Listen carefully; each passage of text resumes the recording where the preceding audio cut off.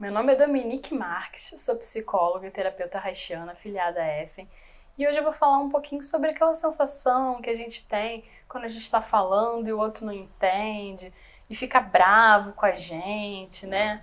Ou então quando a gente acha que está sendo muito claro com o que a gente está pedindo para alguém e a pessoa faz justo o contrário. Sempre gera aquele mal-estar e todo aquele mal-entendido. Hoje eu vou falar um pouco sobre essa visão haitiana da comunicação não violenta.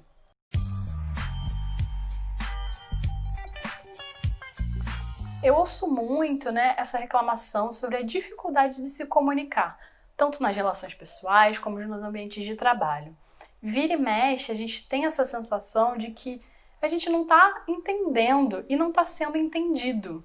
E também não estamos sendo atendidos. E do mesmo jeito, a gente não está ouvindo o outro muito bem, mesmo quando a gente está com as melhores intenções possíveis. E aí os nossos parceiros, os nossos colegas reclamam.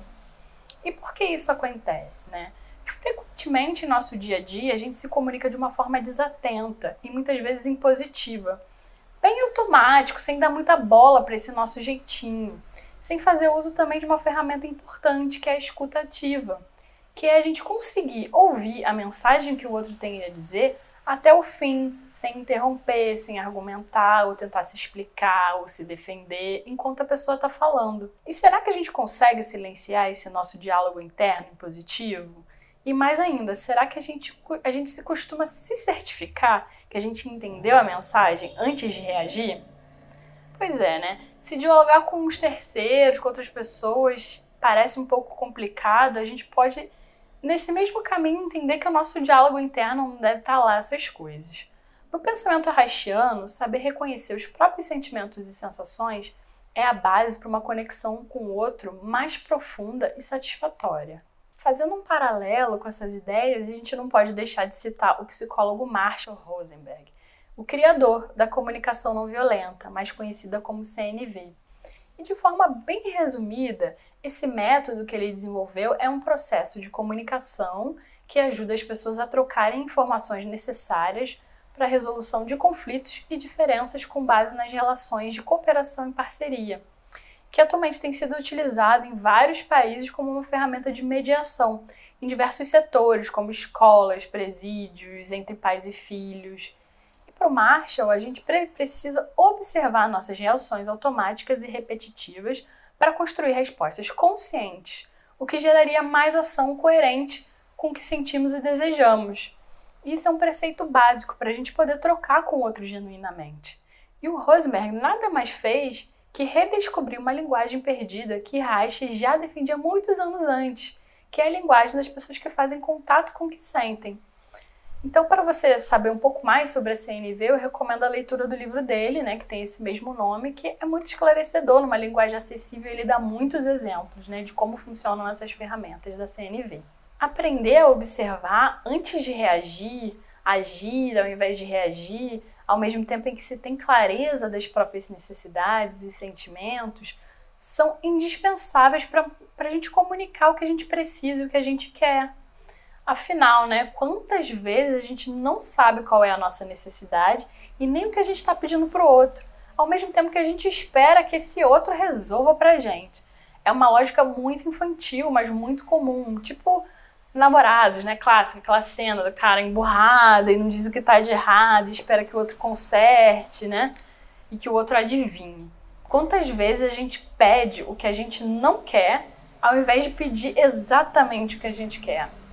E haitianamente a gente entende que quanto mais profundo é o nosso contato com a gente, melhor percebemos as nossas necessidades de amor, de aceitação, de sentir-se amado pelo que é, acolhido, protegido. É o nosso cerne biológico, é a nossa conexão com o nosso próprio sistema que nos informa aquilo que a gente precisa.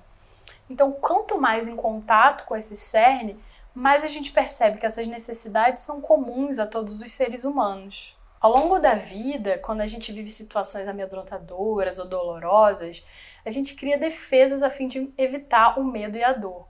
E o que era uma inteligência do corpo de se fechar para não entrar em sofrimento, pode virar um automatismo.